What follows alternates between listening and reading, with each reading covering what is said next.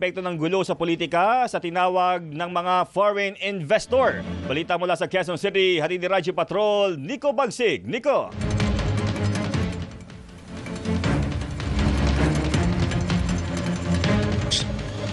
Nico.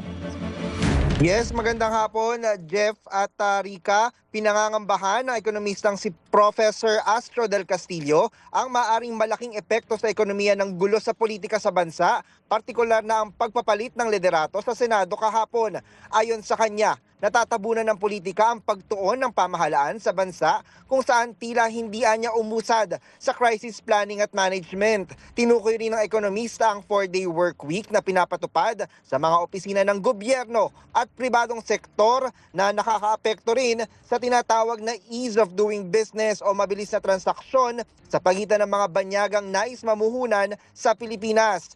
At dahil bigong maabot ang 5 to 6% GDP growth ng first quarter ng 2026 sa 2.8% lamang, mas mainam niya kung ibababa sa 2 hanggang 4%